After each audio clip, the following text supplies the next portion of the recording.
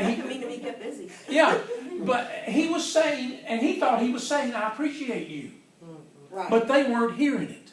How many times do we think we tell the people we work with that we appreciate them, but it never really comes out of our mouths? And there are some different ways to do this. I often stick my head into admissions and say to them, y'all are my favorite department because if you're not working, I don't have a job. But that's also true of financial aid, isn't it? It's true of all of the departments that we've got. So everyone grows through appreciation. We need to make sure we're letting people know that we appreciate them. A positive mental attitude opens more doors and relationships than any other key. Would you agree? Okay. I've got to do this now. I grew up in Plum Branch, South Carolina. Anybody know where Plum Branch is? Plum Branch ain't close to nothing but the ground.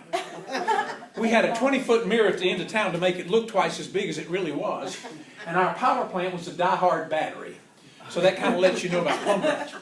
When I was in the second grade, we had a Sadie Hawkins Day. You remember those? Yeah. On the 29th day of February, girls got to ask guys out.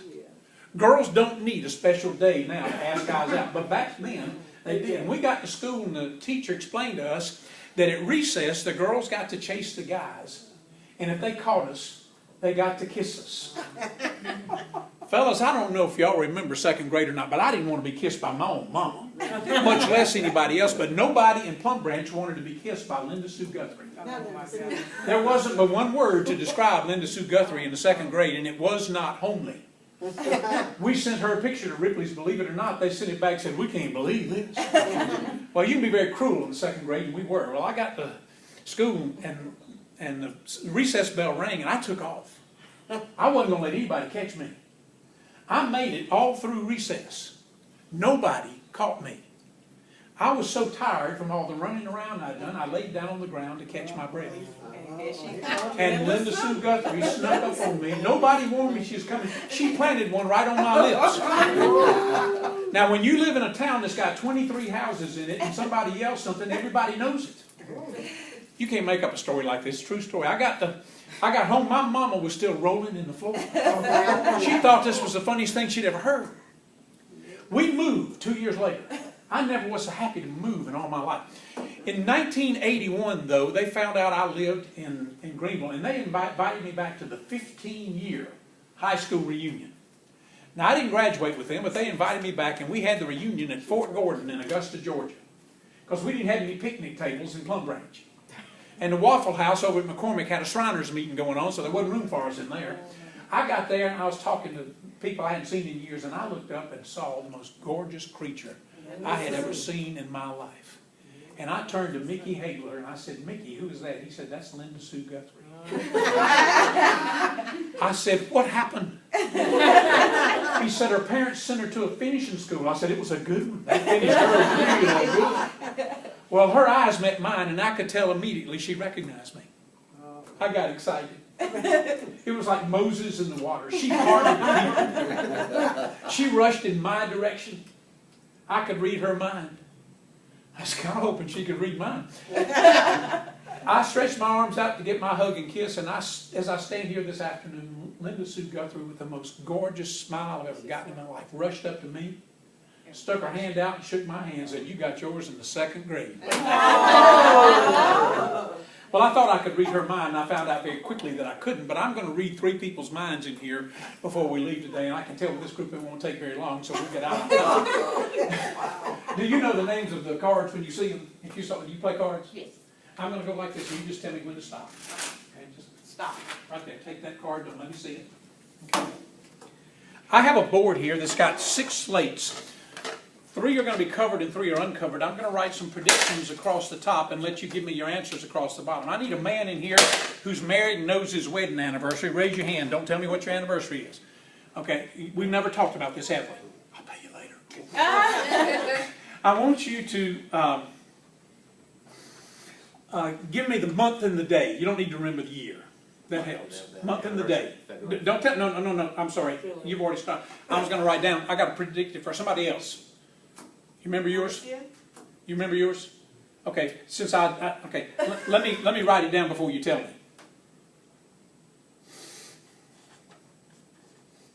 Okay, I got it. Now tell me. September 13th. September 13th. Okay? Now, I'm not here to embarrass a single person. I'm not here to embarrass any married people either. Kim, do you remember the name of the first guy you ever kissed? Mm-hmm. Oh, that didn't take long at all. Oh. There's absolutely no way I could know this guy's first name, is there? Okay? I want you to concentrate on his first name only, and I'm going to write it down right here. Okay? No, don't concentrate on the kiss. Concentrate on the name.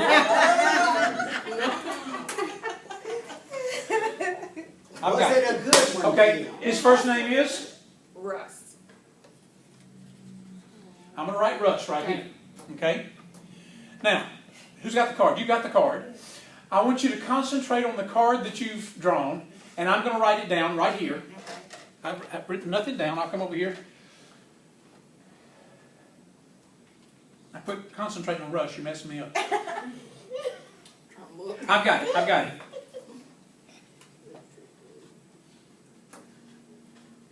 Oh, I think I've got it wrong.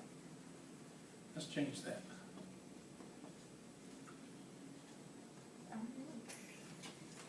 Here we go. And the card is? Five of spades. Positively amazing, isn't it? Is this a setup here? They saw me. No. He saw me write five of spades. I also got September 13th. Are you worried now? Yeah. Is there something else he can tell me about me and Russ? You may now applaud. I'm coming to you if you Would you like to know how I did it? Yeah. I did it very well. I did it to show you I've learned to read minds. I've learned to read minds, but you can too. Do you know you can?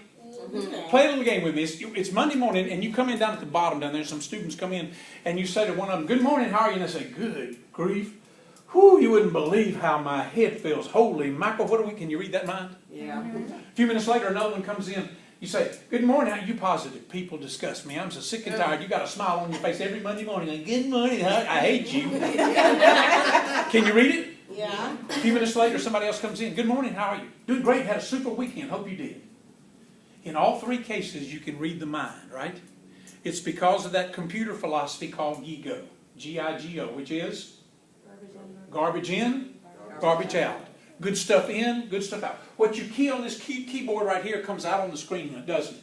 And what you key in this keyboard right here comes out on the screen of your life. This computer up here comes out on the screen of your life. I walked in the courthouse. Used to pay our taxes over here. Some of us are old enough to remember that. And I walked in the courthouse to pay my taxes, and a woman followed me in. She was a 4-year-old boy.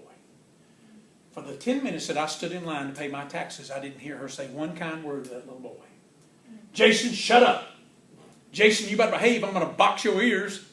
Jason, why can't you act like that little boy over there? He's so good. Jason, if you don't behave, that man's going to get you." I didn't want him. She said, Jason, if you don't behave, I'm going to get some handcuffs and lock you up." And the last thing I heard her say to Jason was, "Jason, if you don't behave, you're going to end up in jail." Would it surprise you 15 years later? Now, let me ask you this question. Have you taught Jason? We've taught Jason, haven't we? We've taught him. And you've heard me say in meetings before, my job here is not to teach English. My job is to teach people how to change the picture in their heads. If they've got a picture in their head where Mama has said you're never going to amount to anything, we've got to help them change that picture. And that picture is connected to the attitude. And we've got to help them work on that attitude and change the picture that's in their heads so that they can leave here with a positive attitude, take it with them to our customers out there so that we can get the kind of results, and they can too, that they're looking for. A positive mental attitude. I think you have to be an optimist. An optimist is like a tea kettle. Even though it's up to its neck in hot water, it can still sing. I passed a sandlot yesterday. Some kids were playing ball. I strolled along the third baseline within the fielder's call. "Hey, what's the score?" I asked the chap. He yelled to beat the stuffings. "There's no one out. The base is full, and they're 42-0." You're getting beat, aren't you, lad? And then in no time flat, he answered, no, sir, not as yet, because we ain't been to bat. That's an optimist that says, don't count me out yet, because I ain't been to bat. I heard over here in this hole in the ground, when there used to be a building there, I heard Paul Harvey say one day, every optimist has been right, and every pessimist is buried in an unmarked grave. Attitude is a matter of choice, and we have to help them make the right choice. A positive mental attitude opens more doors in relationships than any other key. The next one says we should work together through teamwork to make our profession one of pride and enjoyment. And we do that with other departments.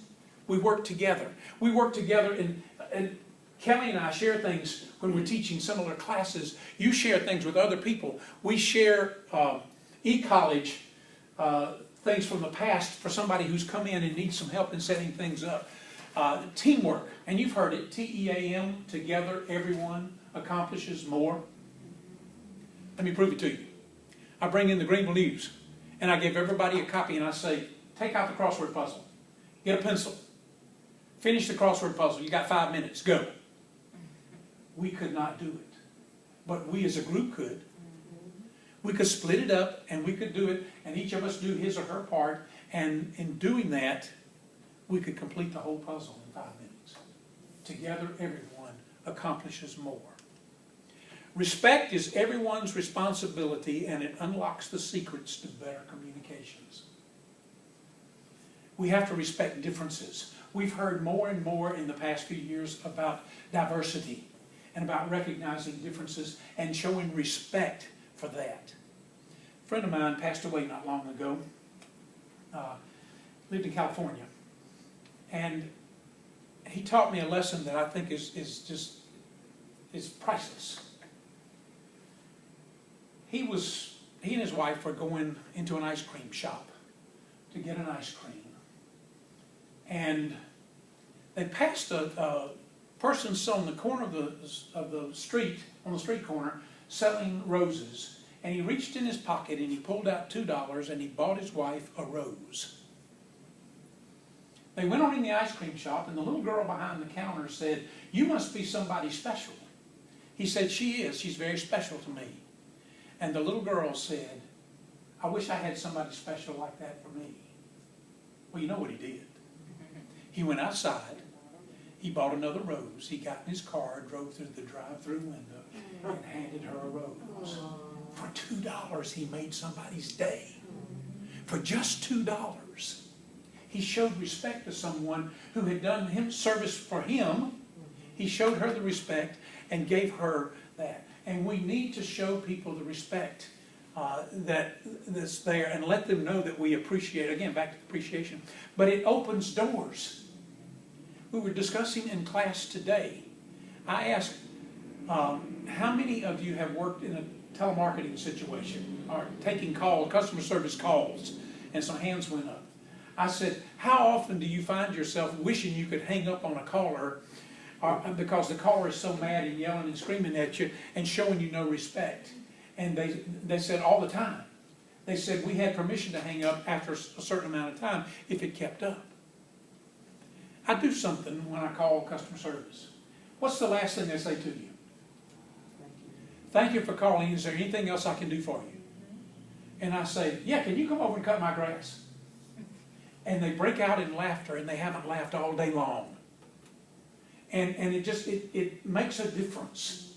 It makes a difference in their lives to just show a little respect for someone who has helped you with, and who can't make any major decisions.